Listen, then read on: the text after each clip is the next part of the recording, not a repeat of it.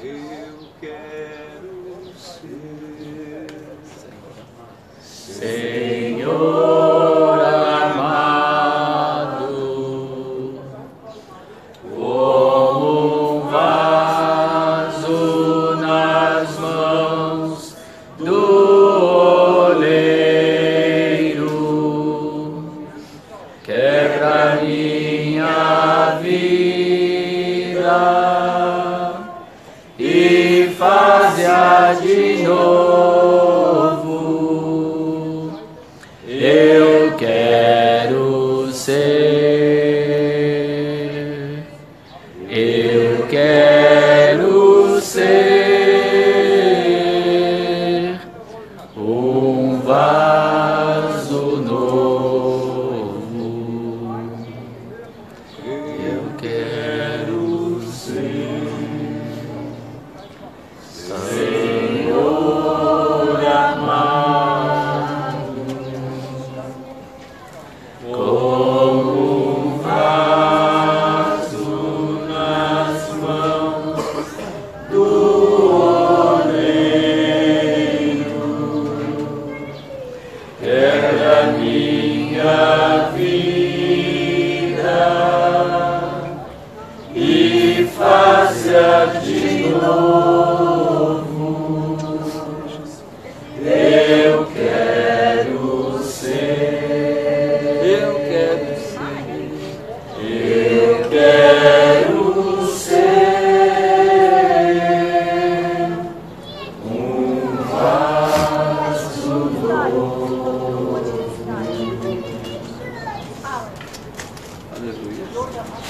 Gente querida,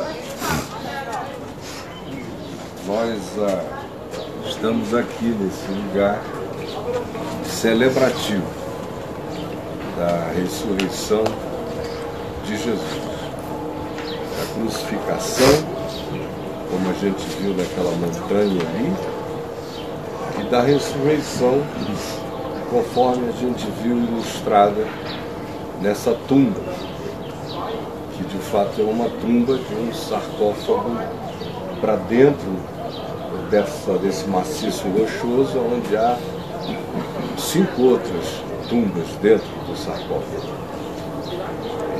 E esse calvário aqui é chamado de Calvário de Gordon, porque ele foi desenterrado na época em que toda essa área aqui estava cheia de areia, quando da chegada dos ingleses no final do século XVIII, final do século XIX, início do século XX.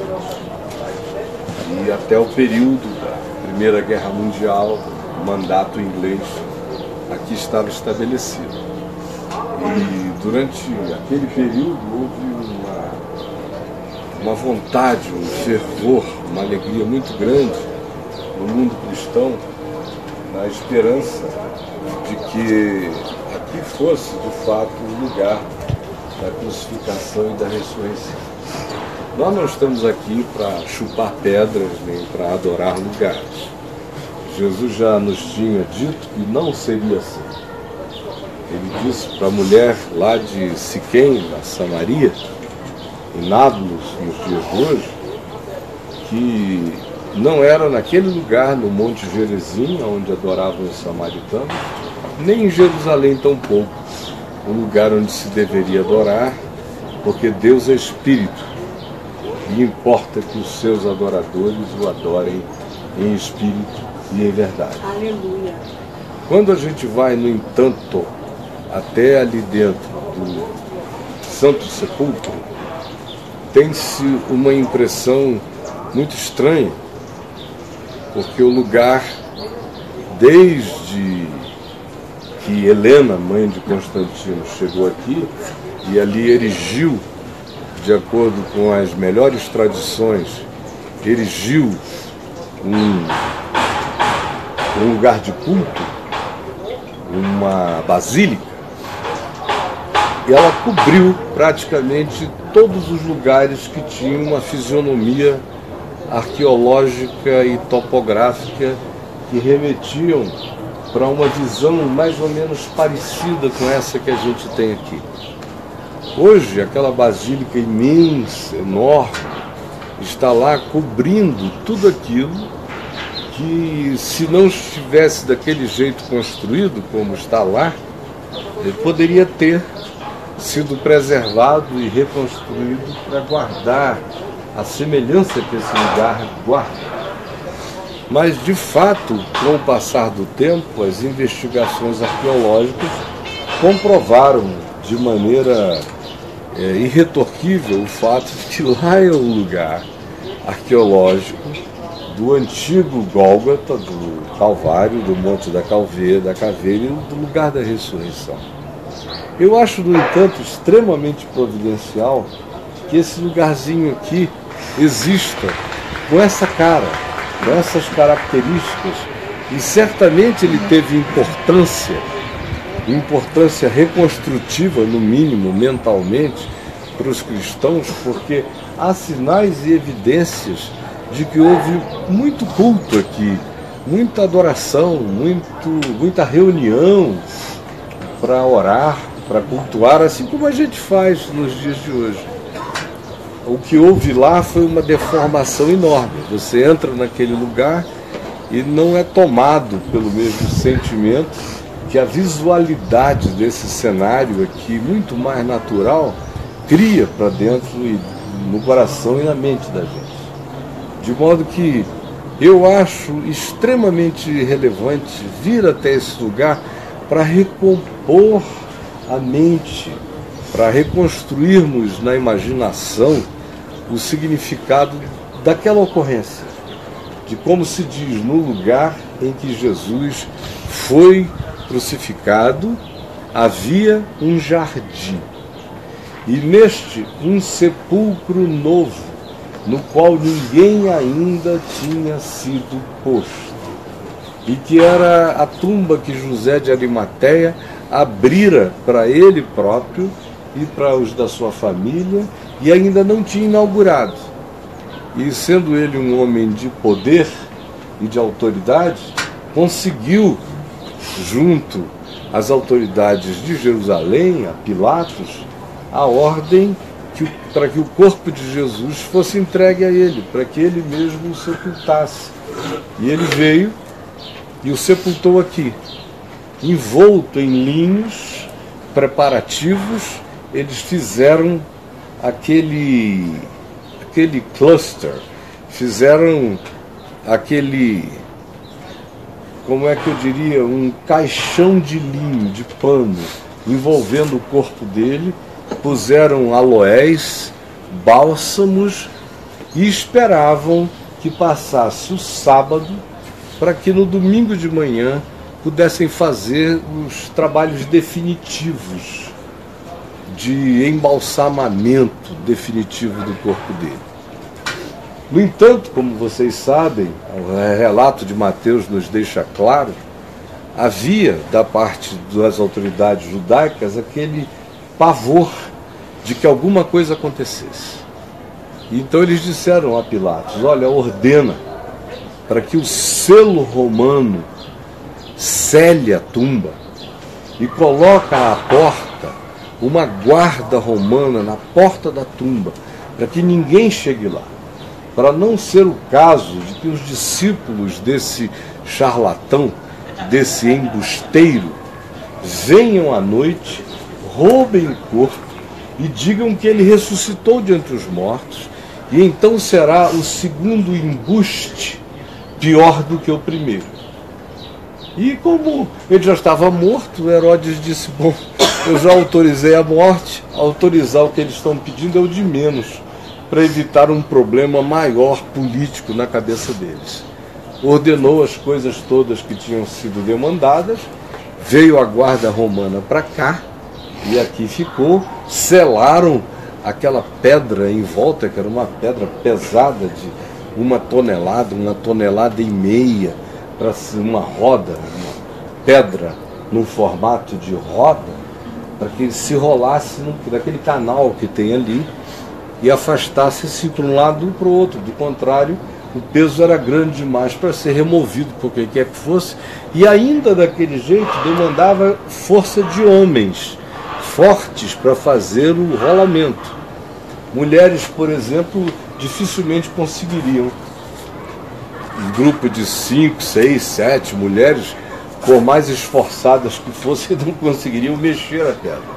Demandava-se uma força mais bruta, masculina, para que isso pudesse acontecer, e gente treinada para o fazer. Mas como havia a guarda romana na frente, era praticamente impossível, seria algo impensável, só se tivesse a colaboração do Império Romano, a construção daquela mitificação fosse um projeto romano, porque do contrário jamais aconteceria. E a gente sabe que no domingo de manhã, muito cedo de madrugada, mulheres vieram aqui e encontraram a pedra do sepulcro removida. Saíram correndo para o lugar onde estavam os apóstolos, os 11 reunidos e alguns outros com eles, à porta fechada. Chegaram lá aos gritos de euforia desesperada, sem compreenderem coisa alguma, ou ainda, quem sabe, naquele momento, muito mais desespero do que euforia. Chegaram apenas dizendo: a pedra foi removida, o corpo não está lá. E 2 deles saíram na carreira, Pedro e João. Mas como João era mais jovem do que Pedro, João chegou primeiro aqui. E João se diz na narrativa do próprio evangelho dele que ele chegou e olhou de fora para dentro do sepulcro. Olhou. E viu apenas os lençóis. O que chamou a atenção de João, muito mais do que o fato de que o corpo não estava lá, foi a oquidão dos lençóis. Os lençóis tinham ficado como um casulo, oco. Era impossível que o corpo tivesse sido tirado e ao mesmo tempo se deixasse para trás aquela oquidão, aquele casulo vazio. Tanto quanto era impossível que, em tendo sido um despertamento natural de alguém que fora dado como morto, mas que morto não estaria, e tivesse saído na agonia do acordar, teria feito uma mistura toda nos lençóis, teria sido um debater angustiado e nervoso para sair ali de dentro. O que chamou a atenção de João foi que ele olhou da porta para dentro e viu o casulo. Apenas o lenço que se pusera sobre o rosto de Jesus estava removido e dobrado carinhosa e cuidadosamente num lugar à parte. Nisto chega Pedro e entra abruptamente e olha e diz: e eu também vi, e eu também criei. E saíram daqui aturdidos. Enquanto isso, as mulheres voltaram.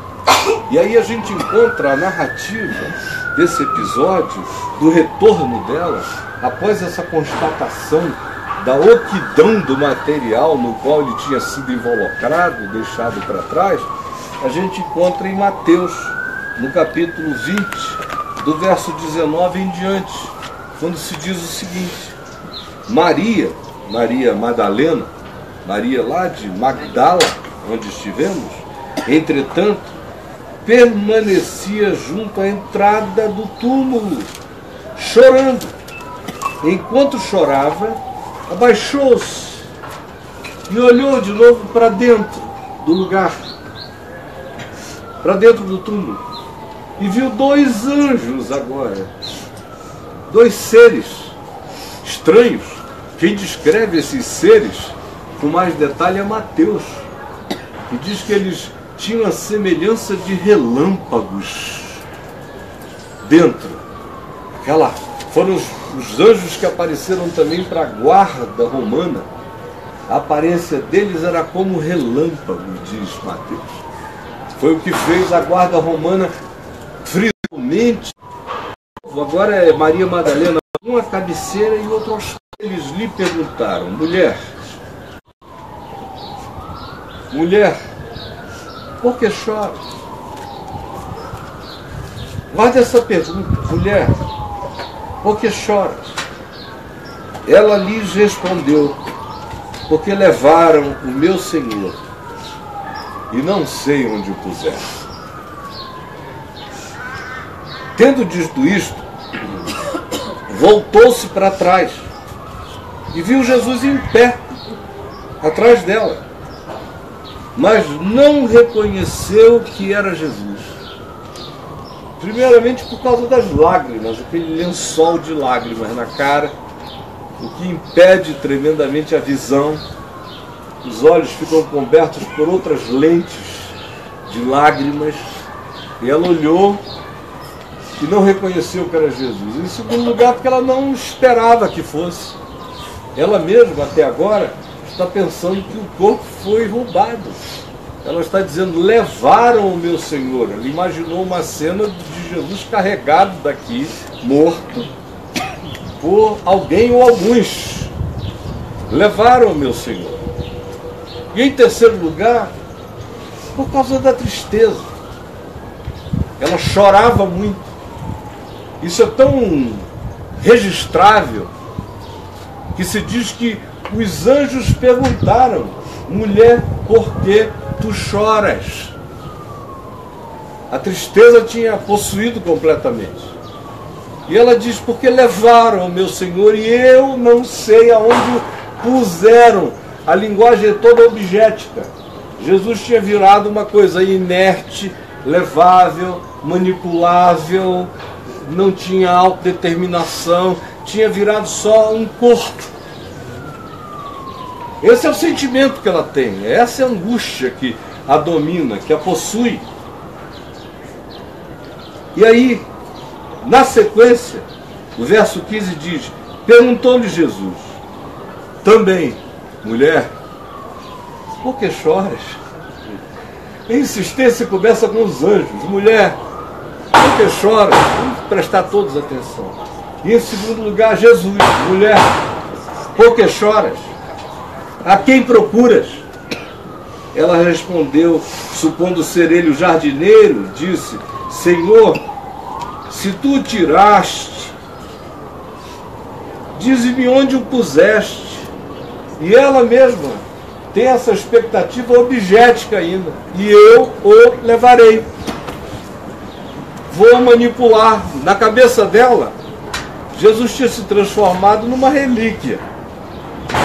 Para ser cuidada, preservada, venerada, para ser objeto daquela esperança que se frustrou, mas que tinha sido tão cândida, tão sublime, tão maravilhosa, tão extraordinária, que valia a pena se tornar inesquecível. Valia a pena ser tratado como o maior de todos os homens que já passaram pelo planeta, mas nada além disto. Nada além disto. Respondeu-lhe Jesus, Maria. Maria. Maria. Ela, voltando-se, lhe disse em hebraico, Rabone, que quer dizer meu mestre. Recomendou-lhe Jesus, não me detenhas. Tira da cabeça esse olhar objético de quem acha que pode pegar, levar, conter, segurar, manipular. Não! Não me detenha.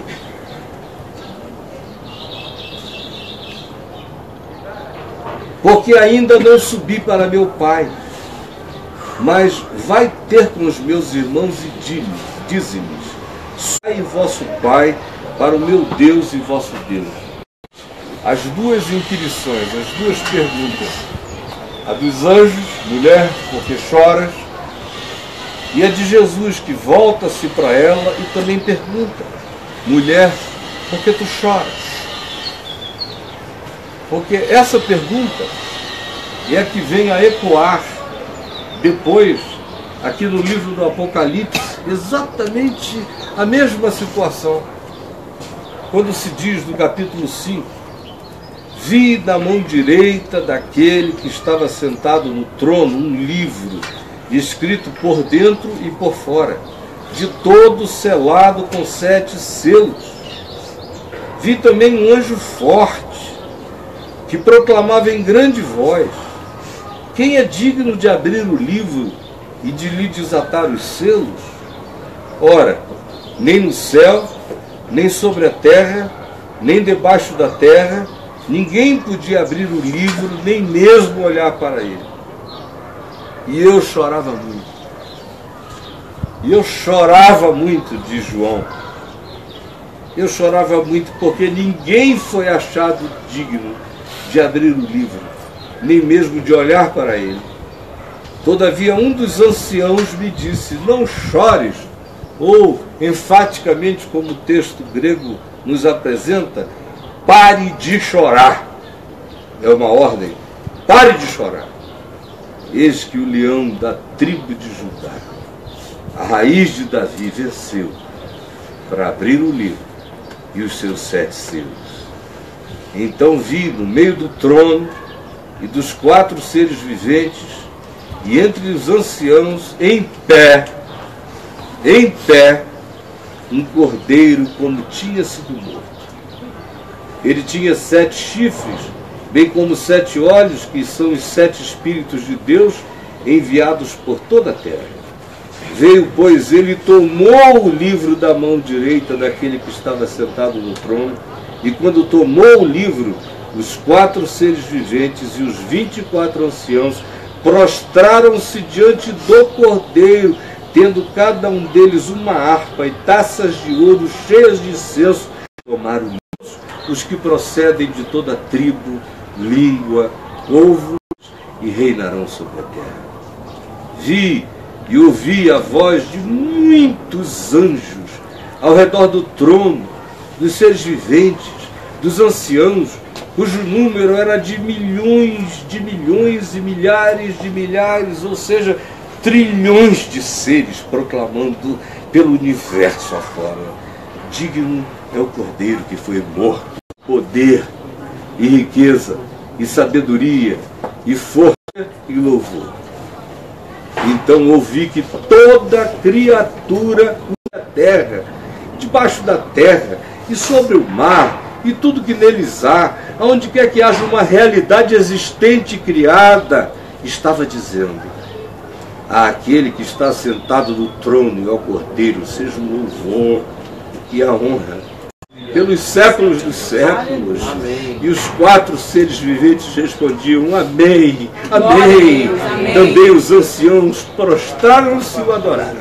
Aleluia. Essa cena do Apocalipse, isso do Apocalipse, mas enquanto Maria está aqui chorando, é isso que está acontecendo no universo. É simultâneo. Lógico, está acontecendo na mesma hora. Ela está aqui como João. Nem ele próprio foi capaz de pegar a história humana e desenrolá-la, abrir os livros e fazer isso chegar ao seu destino. Toda lágrima, absorver toda dor, purificar o céu, a terra, o foi capaz. Nem o cordeiro. Numa visão histórico, espaço-tempo, em Jerusalém, num dia, numa hora, numa data específica, porque tu chora. Ela não reconhece a Jesus porque a desesperança tinha tirado toda e qualquer possibilidade de identificação nele, do significado até então que ela tinha. Elas são simultâneas do ponto de vista da espiritualidade dessa vitória. João também chorava muito porque ninguém tinha sido digno. João Batista tinha morrido um ano antes, não tinha sido digno. E agora Jesus, que era para eles o vicejar de todas as esperanças, também não tinha sido capaz. E tanto para um quanto para outro, tanto no espaço-tempo quanto no mundo paralelo da percepção espiritual, a mesma coisa é perguntada: por que tu estás chorando? A João se diz: pare de chorar. E Maria ouve de Jesus: olha bem para mim, Maria, Maria, Maria, Maria, acorda, Maria, olha aqui. Ela disse: Rabone, mestre. Mateus registra essa ocorrência dizendo que Jesus se apresenta aos seus discípulos e diz: todo poder me foi dado nos céus e na terra. Como aqui no Apocalipse, o ancião diz a João: pare de chorar, pare de chorar, porque eis que o leão da tribo de Judá, a raiz de Davi, venceu para abrir o livro e os seus 7 selos. Então eu vi no meio do trono e dos 4 seres viventes e entre os anciãos de pé. Aqui também se diz que Maria, voltando-se para trás, viu Jesus de pé diante dela.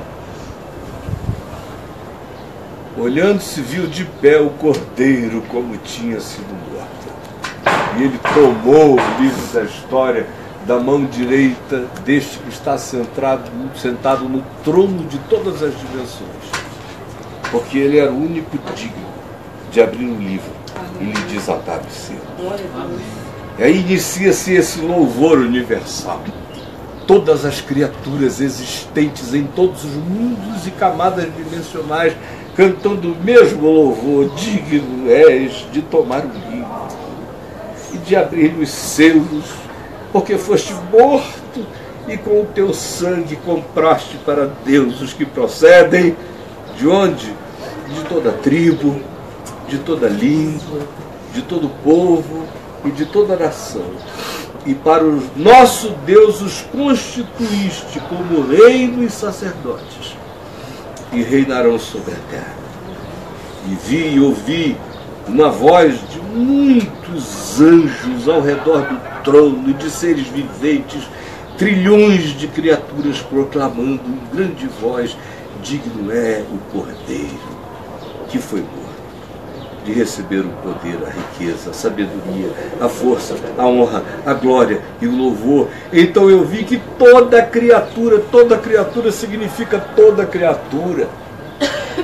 É o que Paulo diz em Filipenses, quando ele diz que ele, subsistindo em forma de Deus, não julgou como usurpação o ser igual a Deus, antes a si mesmo se humilhou, fazendo-se em semelhança de homem, e reconhecido em figura humana, foi obediente até a morte, e morte de cruz, pelo que também Deus o exaltou, e lhe deu um nome que está acima de todo nome, para que ao nome de Jesus se dobre todo joelho, quer nos céus, na terra, ou debaixo da terra, em qualquer dimensão, e toda língua, toda comunicação, toda expressão confesse e declare que Jesus Cristo é o Senhor, para a glória de Deus, o Pai. Glória a Deus, aleluia. Toda criatura. Toda criatura. Aí você pode colocar daquele que hoje nós chamamos de Satanás, o adversário, a qualquer outra criação, a qualquer outra criatura.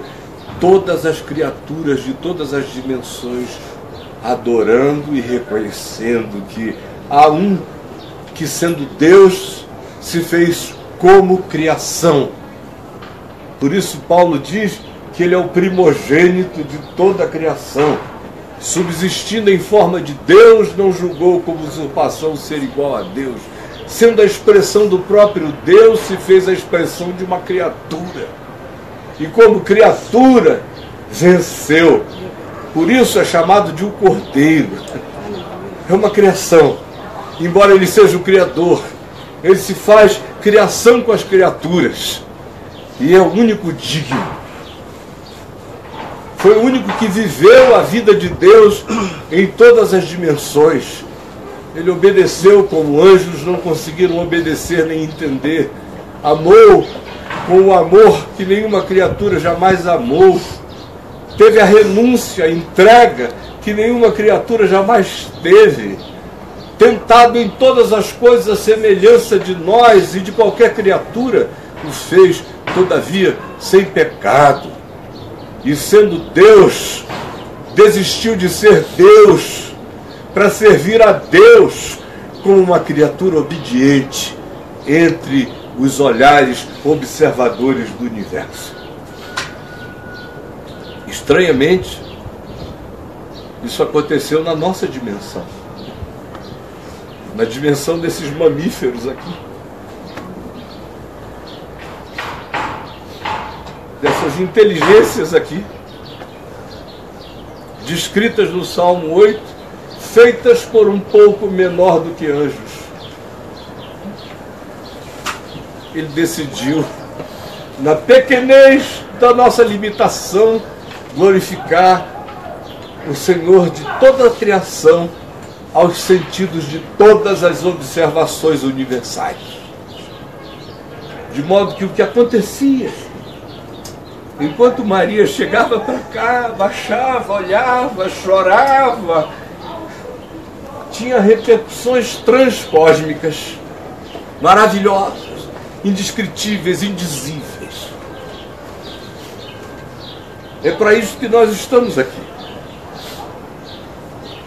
É para celebrarmos essa vitória. Amém, Jesus. É para pararmos de chorar o choro de qualquer que seja a agonia. Nos é dada a alegria do choro da celebração, da esperança invencível e da glória que em Cristo já nos foi outorgada e garantida. Aleluia.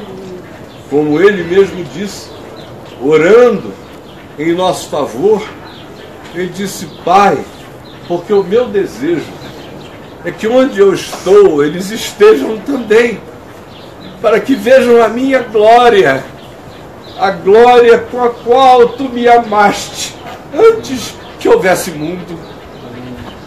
Este é o Cordeiro imolado antes da fundação do mundo.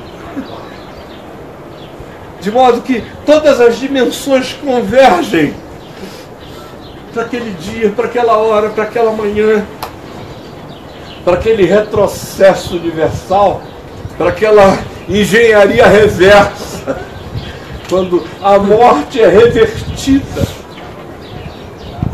quando aquele mistério se cumpre, quando o amor que se entrega voluntariamente, como ele dissera, a minha vida ninguém a tira de mim, pelo contrário, eu espontaneamente a dou, tenho autoridade para a entregar e autoridade para reavê-la.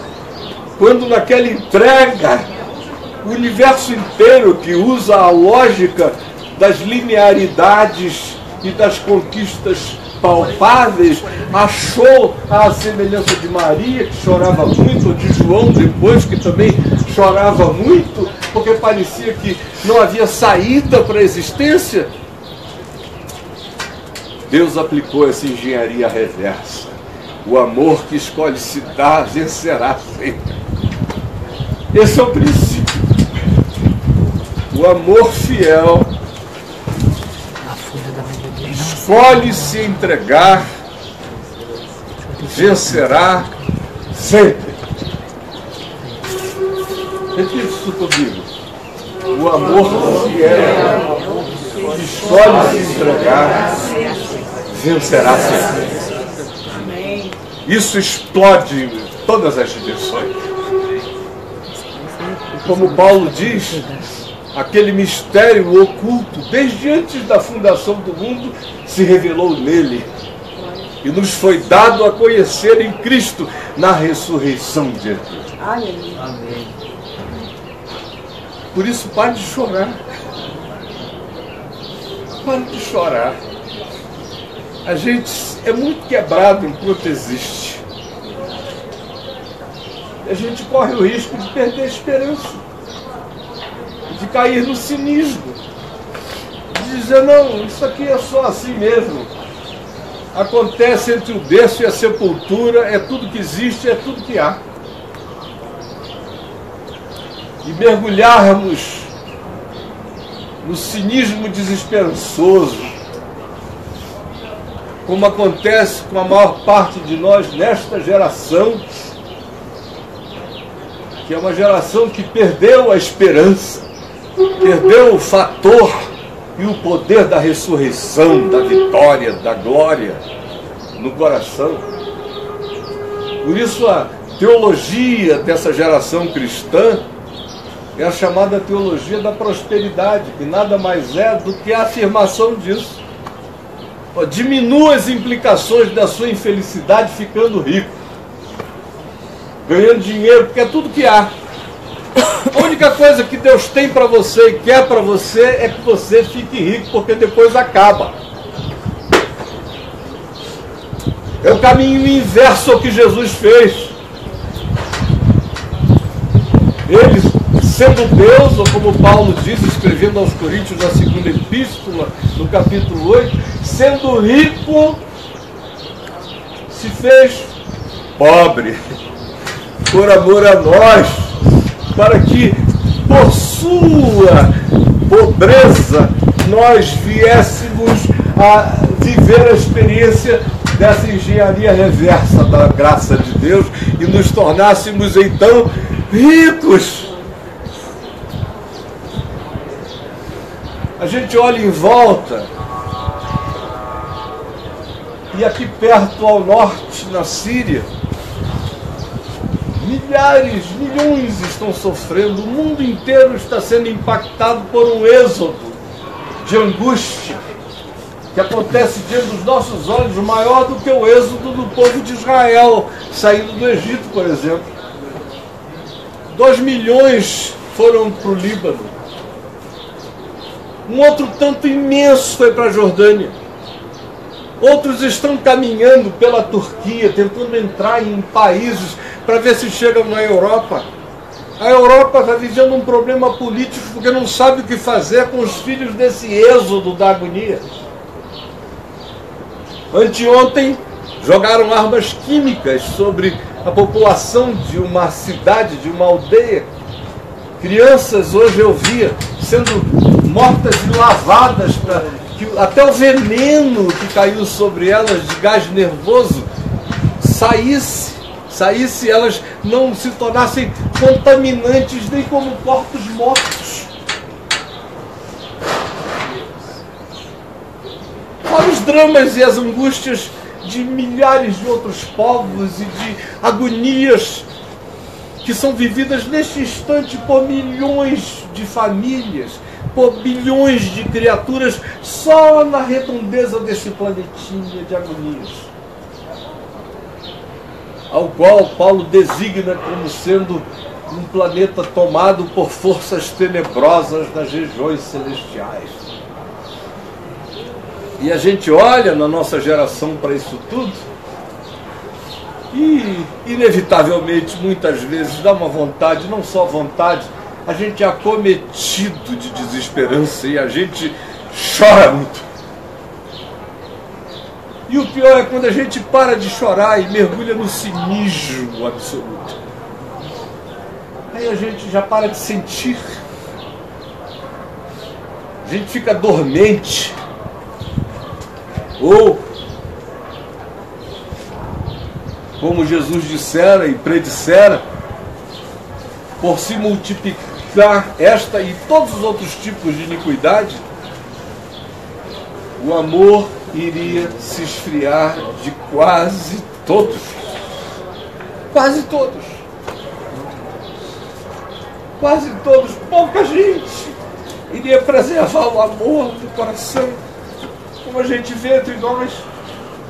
Eu vejo cristãos advogando morte, ódio. Ninguém quer mais nem conversão. Bandido bom é bandido morto. Essa hoje é uma bandeira cristã no mundo e no Brasil, da nossa cara.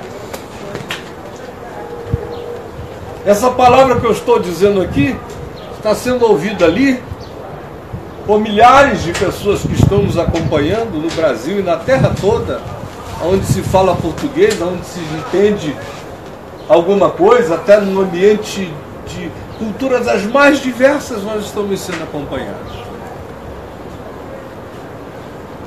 E eles dizem, a gente ama quando ouve o Caio pregar o Evangelho, mas quando ele fala de política é um desastre.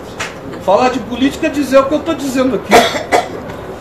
Se você é filho da esperança no Cordeiro, você não diz sim para as bandeiras que advogam a morte, nem ao ódio, nem a violência, nem o vencer o mal com o mal. Você é filho da esperança que morre dizendo que só vale vencer o mal com o bem. Amém. Do contrário, a fé morreu em nós, o amor sucumbiu em nós, a iniquidade nos tomou e nós não estamos sentindo nada, porque mortos já estamos e não percebemos.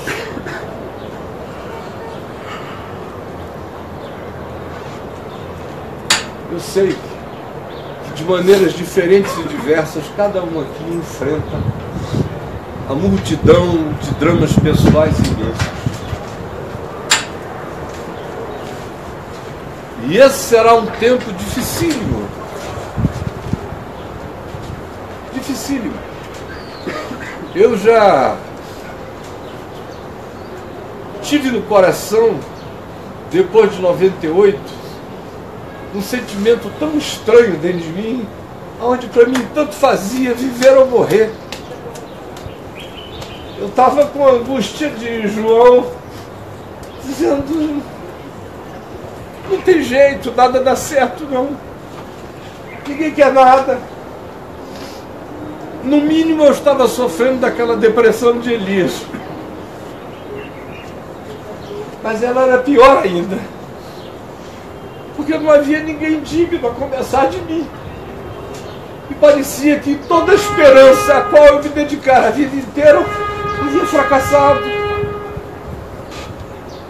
Porque era nítido aos meus olhos que as pessoas queriam mesmo, não era o Evangelho, não era a Boa Nova, era qualquer outra coisa, menos o Evangelho, menos o poder da ressurreição.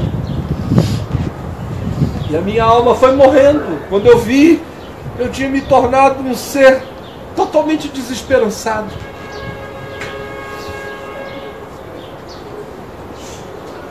Mas graças a Deus por essas vozes que rasgam de dentro da tumba para fora o véu da agonia.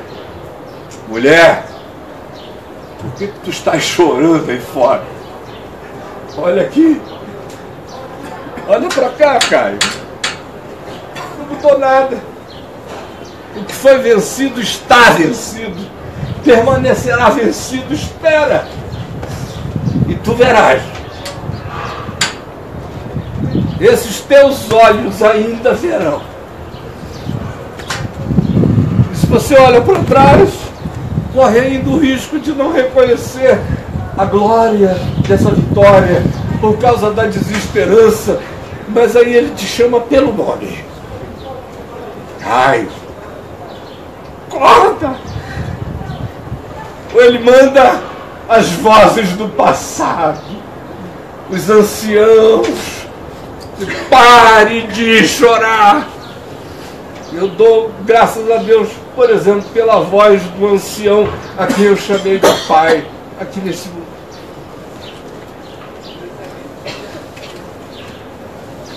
E quando eu fui em novembro de 99 de volta a Manaus, depois de 1 ano e meio sem ver meus pais, nos Estados Unidos, sem voltar, sem conversar com ele, só ao telefone. Eu cheguei lá e narrei aquele corolário de angústias, de dores, de tristezas, de falências, de perdas, de agonias.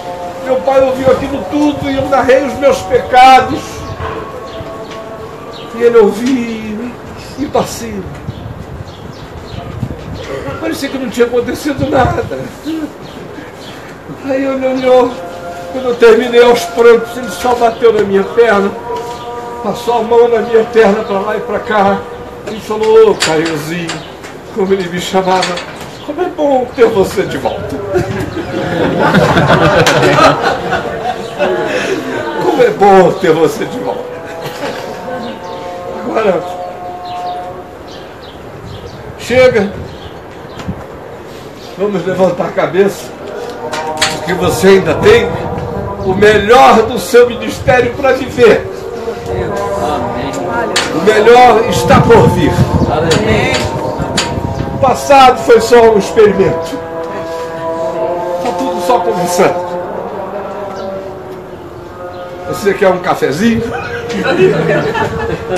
Pode chorar. Olha quem venceu. Você podia contar a coisa mais dramática para ele.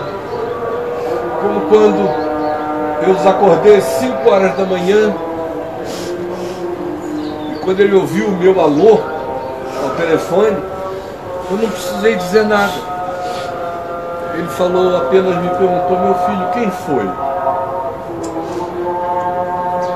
Dia 27 de março de 2004. Alô? 5 da manhã. E ele não precisou me perguntar nada, além de quem foi. Aí eu falei: pai, foi o Lucas. Ele disse: acalme seu coração. Ele entrou na glória. Com esse, nós não temos que nos preocupar mais. Ele já está resolvido. Pare de chorar. O Cordeiro venceu para abrir o livro, para desatar os seus selos. Foi isso que nós viemos fazer aqui. Foi renovar essa esperança. Amém. Essa alegria. Em tempos tão difíceis. Prepararmos-nos nessa esperança para ajudarmos a nós mesmos, aos nossos filhos, aos nossos netos e aos que terão que enfrentar essa vida com a mesma esperança, do contrário, não aguentarão o impacto.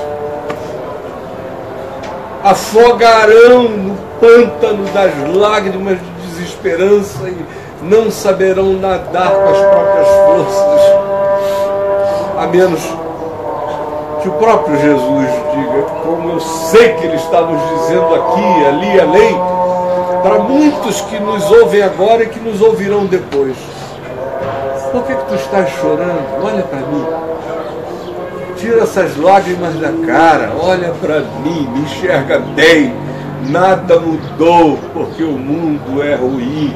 A morte já está vencida. Pare de chorar. Senhor Jesus,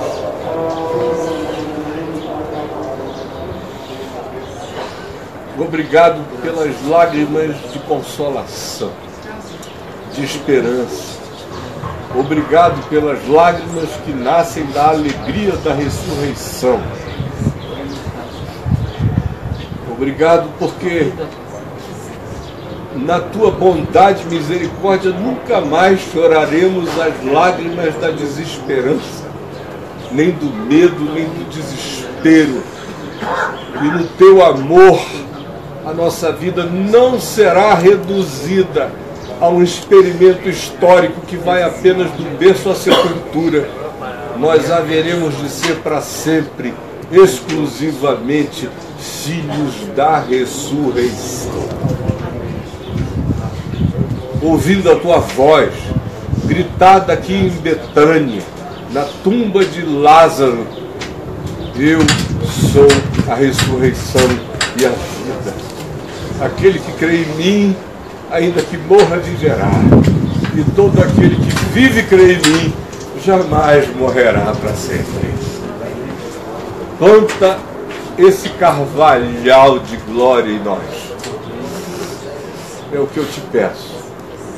Em teu nome, Cordeiro de Deus, que tira o pecado do mundo, com o perdão dos nossos pecados. Amém. Vamos cantar juntos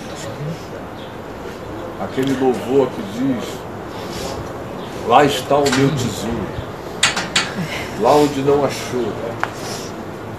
Vocês sabem essa canção? Lá está o meu tesouro? Lá está o meu tesouro, lá onde não há choro, onde todos cantaremos juntos hinos de louvor.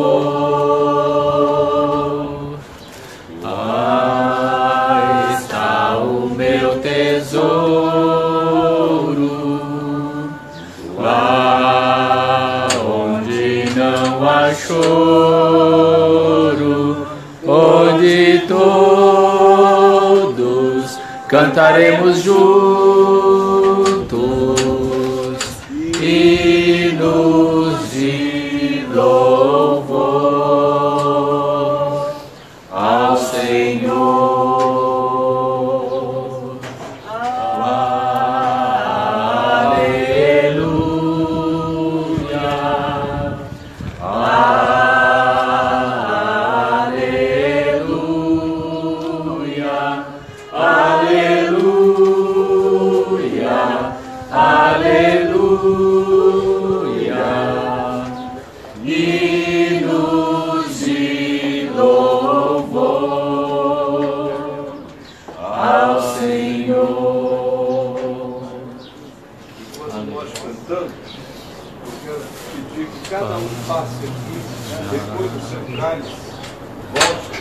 Até que o Senhor pedaço de pão, mesma coisa, esperemos uns pelos outros para comermos e bebermos. Lá está o meu tesouro, lá onde não há choro, onde todos cantaremos juntos hinos de louvor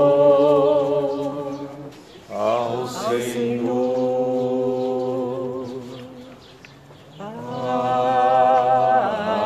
Aleluia,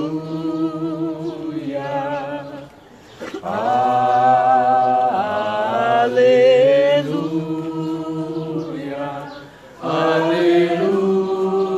aleluia, aleluia, hinos de louvor ao Senhor. Lá está o meu tesouro, lá onde não há choro, onde todos cantaremos juntos hinos de louvor ao Senhor.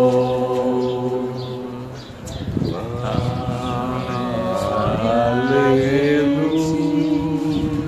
Partiremos o pão e do cálice agora iremos beber, pois por meio da cruz nos tornaste luz, nos compraste da morte para o novo viver. Aleluia,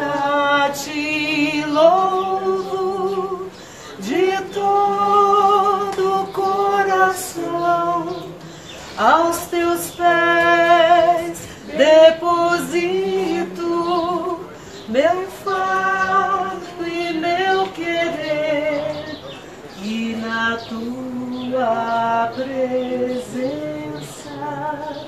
levanto minhas mãos, pois a tua alegria inunda meu ser, como o trigo do pão deixou-se moer, e a uva do vinho deixou-se esmagar pelos nossos pecados.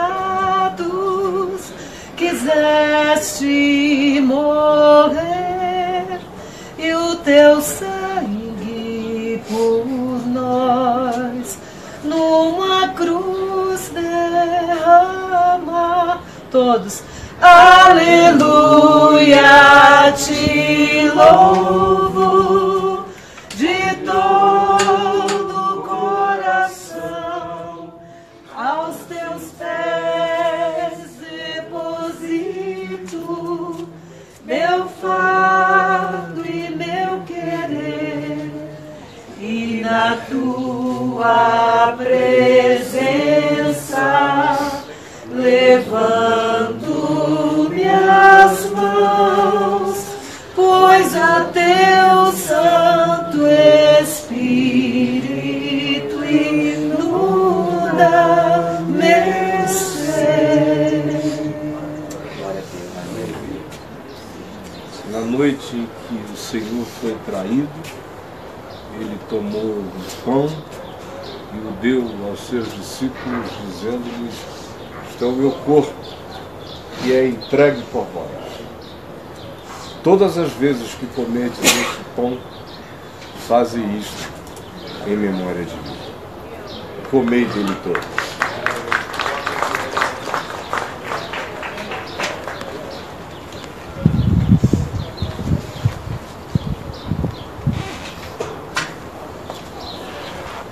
Semelhantemente, depois de haver comido, ele tomou um cálice e o deu aos seus discípulos, dizendo-lhes: "Este cálice é a nova aliança no meu sangue. Fazei isto em memória de mim. Sangue com o qual eu vos comprei desde antes da fundação do mundo. Por isso não temais. Eu sou o garantidor da esperança que venceu a morte. Bebei dele todos."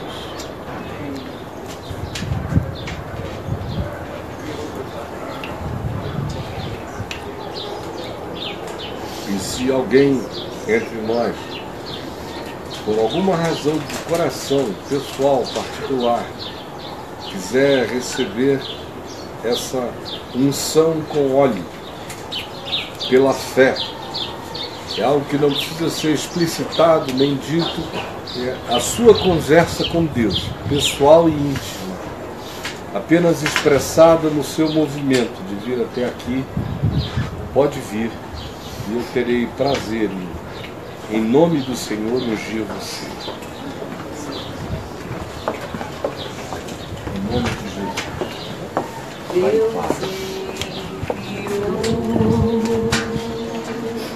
Seu filho amado pra nos salvar e perdoar. Na cruz morreu por meus pecados, mas ressurgiu e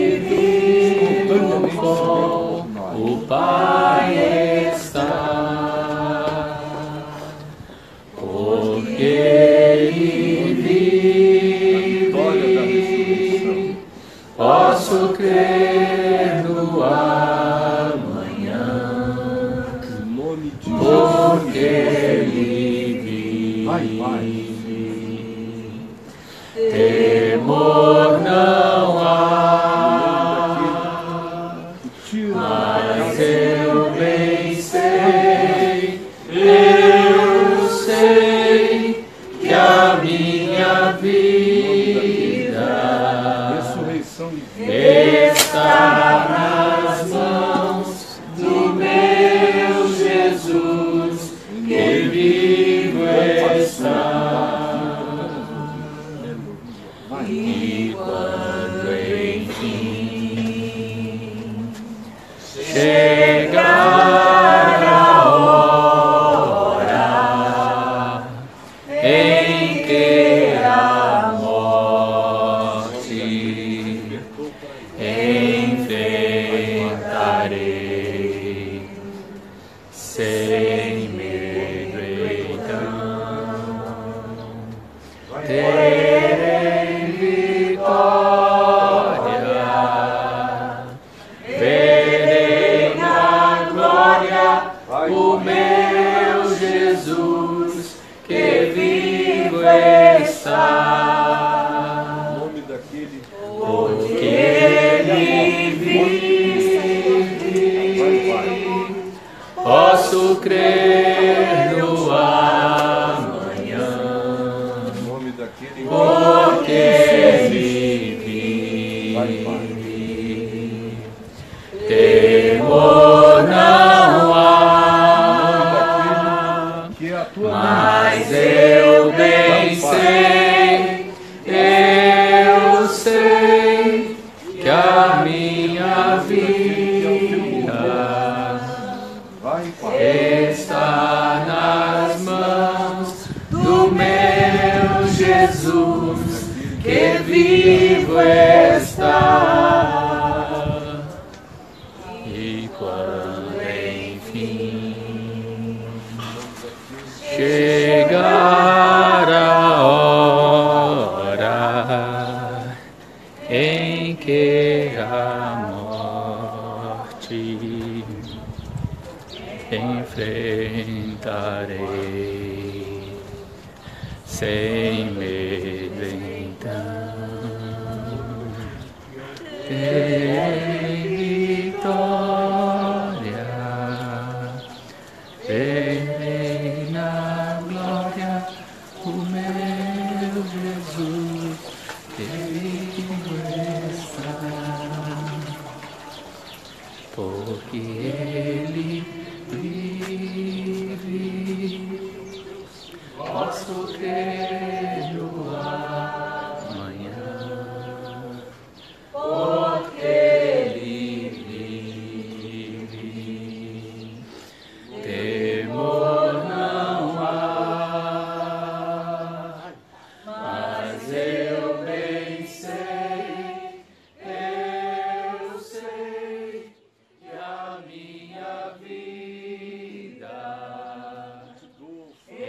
está nas mãos do meu Jesus, que vivo está.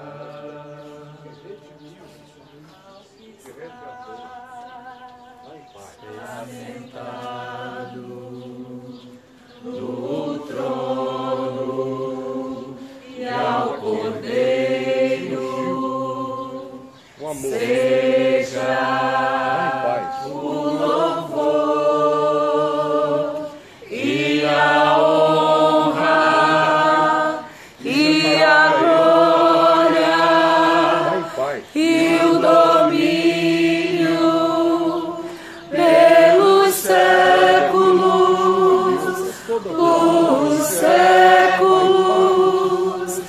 Amém.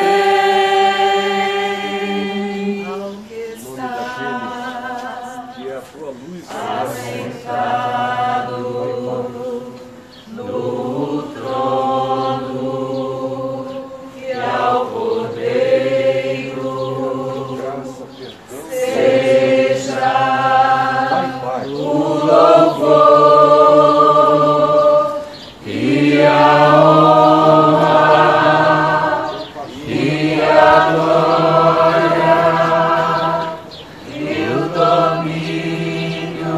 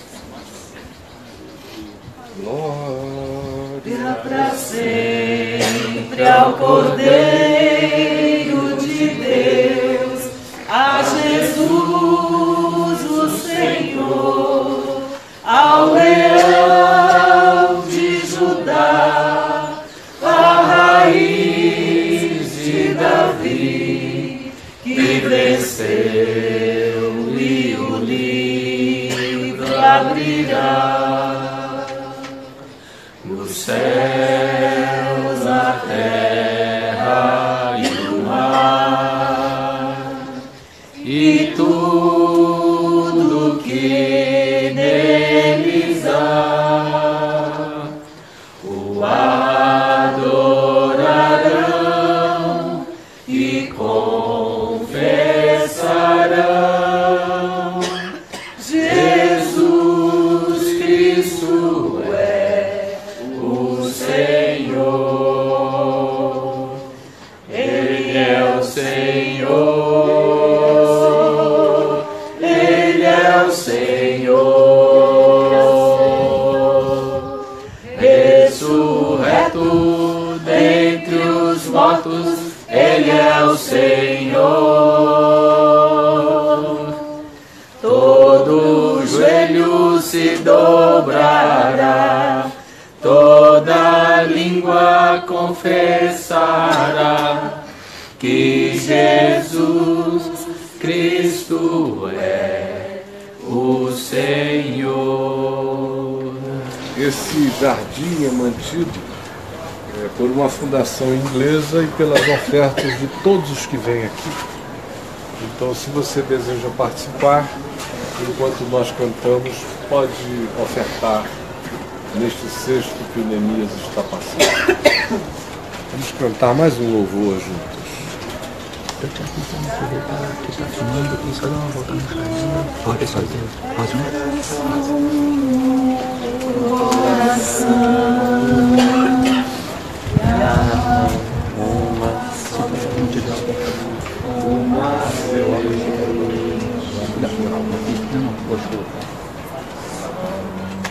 Pessoal, Adailton aqui.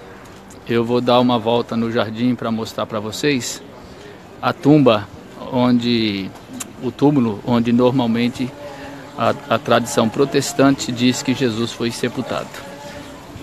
Não há concordância sobre isso. Conforme o Caio falou, o lugar provável seja no outro lugar onde foi erguida a Basílica lá do Santo Sepulcro. Mas aqui é o lugar mais adequado para essa celebração. Muitos grupos vêm aqui, né? E tem os lugares próprios.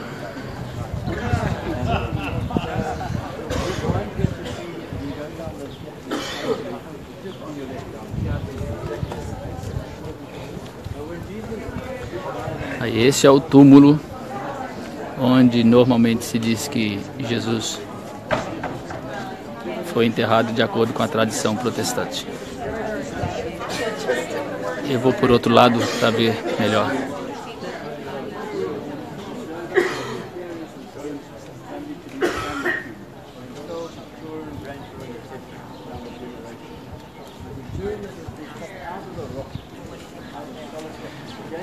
Lá na porta está escrito: ele não está aqui porque ele ressuscitou.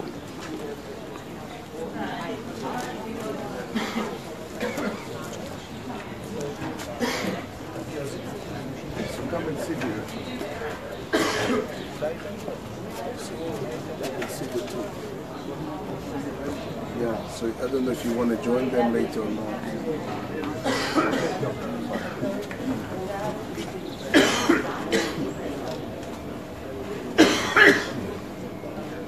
Later she can join them and go to the communion, all right? Yep.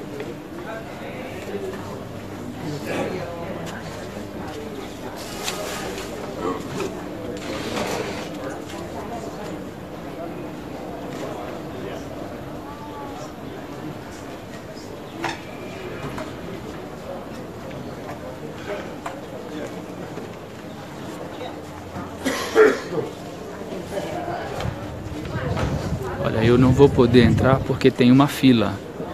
E eu não vou cortar a fila, mas eu vou passar em frente.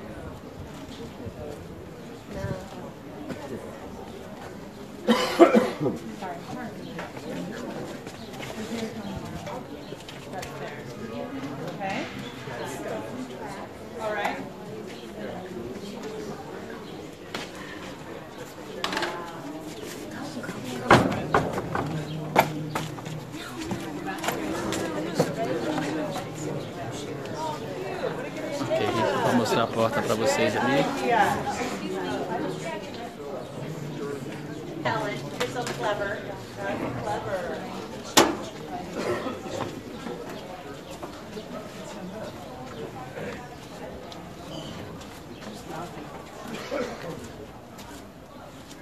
Parce que c'est comme Jésus sur la croix, tout le monde pensait qu'il était mort. On pense que l'humanité va mourir. Et Dieu ressuscite. Vou passar agora por outro caminho, voltando, enquanto o nosso pessoal vai agora descer para ir na tumba. Vamos pegar uma boa fila e formar uma outra muito maior. Aí, pessoal, aproveita para dar um oi pro Brasil, ó. Fala de Djalma. Perguntei de Djalma. Oi, tá filmando. Como diz a canção, eu ainda não vi o que você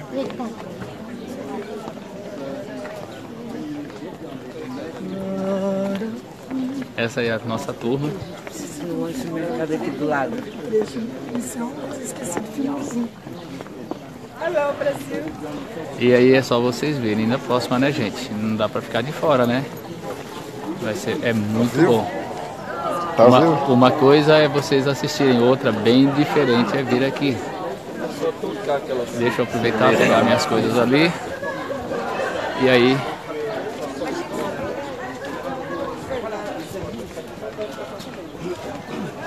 Cadê? Cara, vou na lojinha lá. Como que é? Vou na lojinha com o Você tá falando com o pessoal o que você vai na lojinha? Eu vou na lojinha, bebi água da Dailton, vou na lojinha.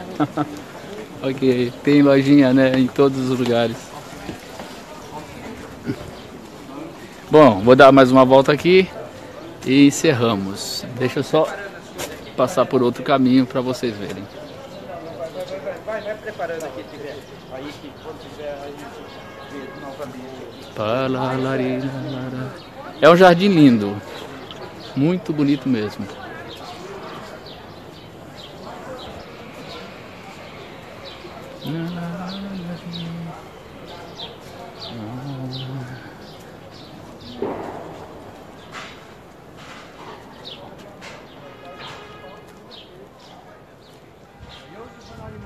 Olha, agora eu vou num lugar muito legal, muito importante para a tradição protestante, que seria o lugar da crucificação.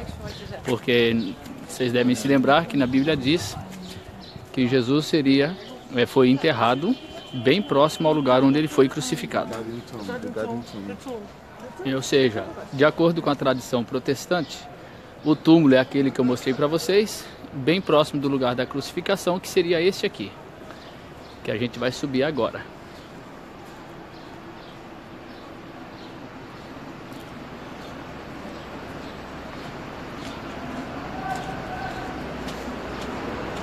Esse aqui seria o lugar da crucificação. Seria nessa região aqui, de acordo, repito, com a tradição protestante. E o motivo, um dos motivos que eles dizem que é aqui, é que não sei se você consegue ver, eu vou mostrar para você aqui no quadro. Aqui é chamado lugar da caveira, e aqui, ó, aqui assim, ó, tem como que um desenho de caveira. Não sei se você vai conseguir ver.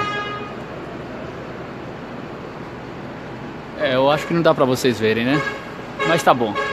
Ou seja, o que importa é o seguinte, de acordo com a tradição protestante, foi aqui que Jesus foi crucificado, nesse alto aqui. E outra razão é porque aqui está bem na saída da porta Damascus. Ó, de novo o quadro. Aqui, você tá vendo aqui, ó? Deixa eu mostrar com o dedo. Aqui, ó. Ops, espera aí. Aqui, ó.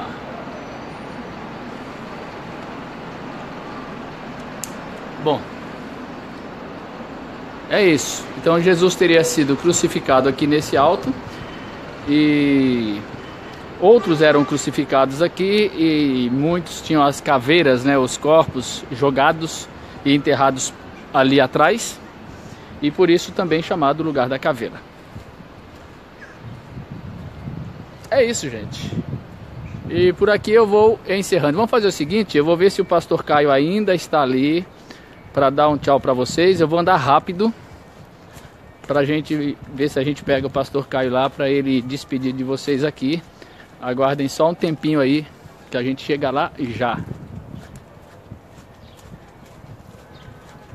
Espera aí, vamos ver se ele tá ali. Eu acho que não tá não.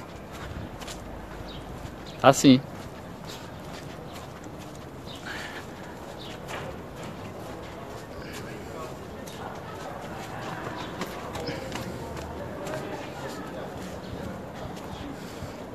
Pastor Caio, bom, já dei uma volta, mostrei o jardim, mostrei o lugar da crucificação e agora vim para despedir. Que bom.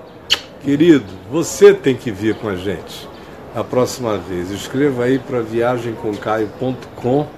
Se inscreva logo, porque muita gente virá no próximo ano. Você vai ter todas as informações com a graça de Deus. Beijão para todos. Obrigado. Ele anda. Adailton, que está gravando. E o Clóvis lá de Ville. Também pela Adviturismo estamos à disposição para poder ajudar a viabilizar toda essa situação lá a partir do Brasil e aqui em Israel também. Então, se você deseja realmente vir com o Caio Fábio para cá, fique bem atento aí nas redes sociais, que quando lançarmos a campanha, você seja um dos primeiros a fazer a sua inscrição. Que bom, maravilha. Uma benção. E hoje à noite a gente se despede lá do hotel. Amanhã todo mundo está voltando. Ou seja, à noite no hotel, 6 horas a menos aí no Brasil, aí pela tarde do Brasil, né? Do Brasil. Só ficar atento. Fica atento que vai saber. Ali pelas 2, 3 horas. Valeu, gente. Beijo. Tchau. Beijo.